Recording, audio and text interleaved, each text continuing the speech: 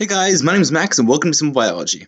In this video, we're going to be talking about the extracellular region. Now, I don't think this is an actual term, I think I just made this up, but the extracellular region is a really good way of describing just everything that exists outside the cell membrane.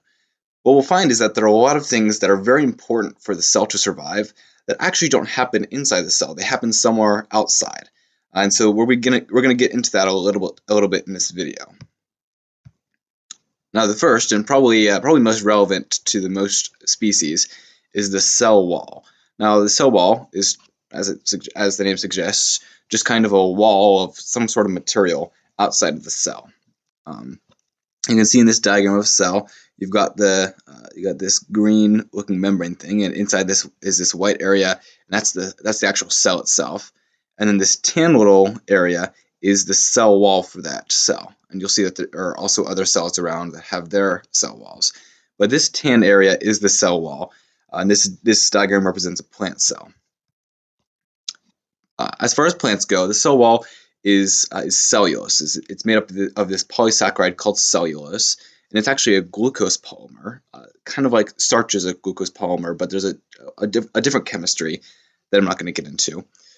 And what the cell wall does is it provides extra support for the cell. Plants don't actually have much in the way of a cytoskeleton, which you can go see in our cytoskeleton video. But what they do have is this cell wall, which allows them to stay in the right shape, and it prevents them from swelling up or shrinking down to some extent.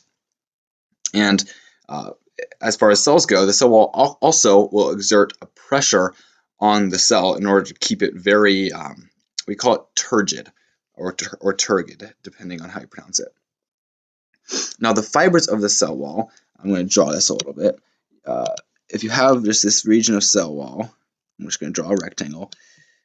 The fibers are all oriented kind of in the same direction.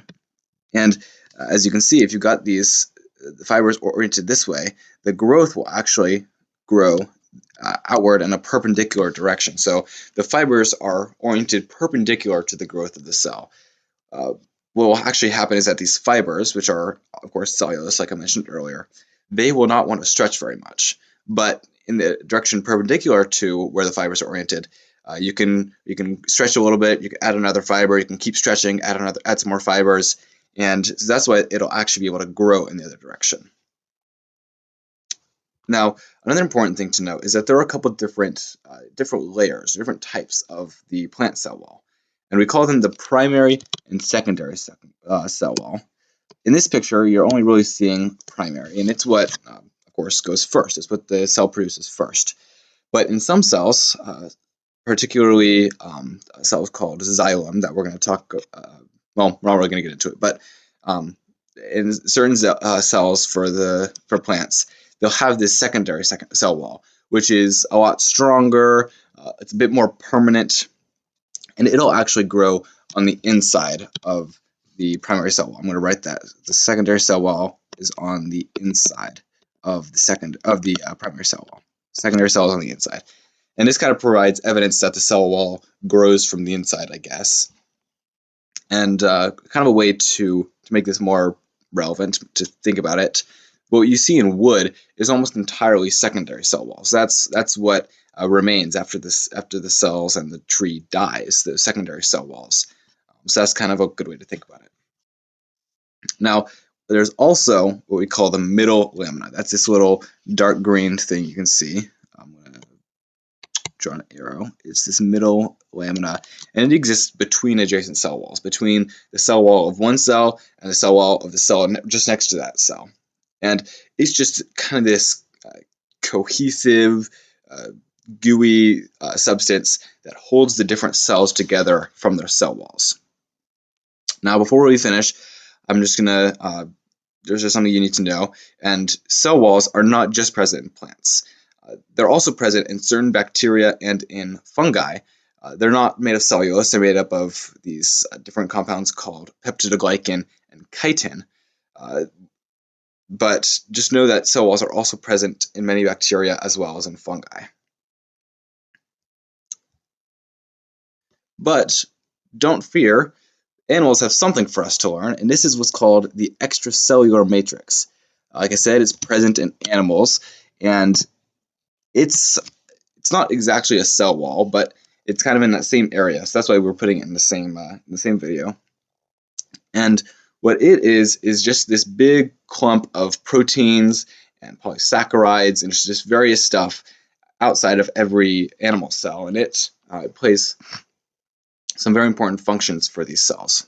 It's made up of what are called glycoproteins, which are proteins with different glyco means sugar, so different like sugars or polysaccharide attachments, as well as collagen, which is it's the most abundant protein in your body. It actually is a glycoprotein, but that's irrelevant. And another protein called fibronectin, as well as these integrin proteins. And these integrin proteins, that's this thing right here. It's named for its ability to integrate signals into the cell, which actually that's what we're going to talk about next. And the extracellular matrix, it allows cells to signal between each other more efficiently. So that's where these integrin proteins come into play. What will happen is there will be some sort of signal up outside the cell. It'll come through these proteins. There's some sort of signal. It'll come through these proteins, through that protein, into this protein, and then it can go into the cell. There are different mechanisms of how that signal is passed along. We're not going to get into in this video, but that's what this cellular matrix is for. There are also hints that there are other functions that we don't actually know about yet, and those are a current area of research as far as what the extracellular matrix actually does. Now, the last thing we're going to talk about in this video are different junctions between the cell. And what these junctions are is they're different connectors, I guess. They're different connections between two adjacent cells. In plants, you have what are known as these plasmodesmata. And I guess plasmo is like the cytoplasm, or maybe even the plasma membrane.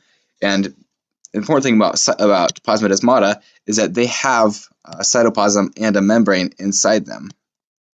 I'm going to redraw that in red so it's not confusing. They have these the cytoplasm and these membranes around the plasmodesmata, and these are only in a plant cell. What it allows is for nutrients and signals and these other things to be transferred through a plant cell wall. And this is kind of important because if it didn't have these plasmodesmata, two adjacent cells would be just completely cut off from each other because there's no way for them to communicate through this big layer of cellulose. So these plasmodesmata are actually just channels of cytoplasm between the two cells through their walls, and so that plays a role in connecting the plant cells. But animals are actually a bit more complicated in this fashion. First, we have tight junctions, and what tight junctions do is they prevent fluid from leaking across some sort of layer of cells. So, for example, you have tight junctions in your skin and in various tissues, like say in your lung. And what they'll do is they have these proteins right here that just kind of hold two cells together across just a thin layer. And it like the name suggests, it's very tight. And what it'll do, like I said, is it prevents fluid from leaking through this layer right here, prevent fluid from leaking across that tight junction.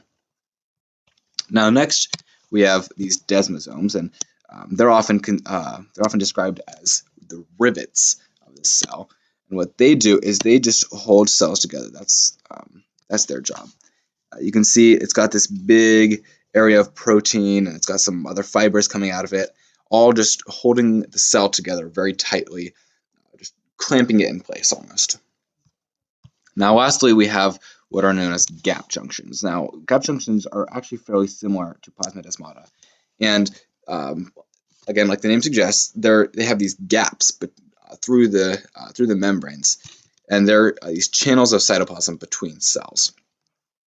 Let me draw the arrow for you. These channels of cytoplasm, like that. And these gap junctions will allow cells to communicate with each other a lot more efficiently and a lot faster than if they had to use the extracellular matrix and some other maybe hormones or whatever. but these gap junctions make communication just a lot more efficient. You have a lot of gap junctions in tissues like in your heart, where they have to communicate with each other very quickly in order to coordinate their movement. And with your heart, it'll actually allow the electric pulses to travel between cells in order to make sure that all is coordinated. So that's all the different types of junctions, and the extracellular region is really just as simple as that.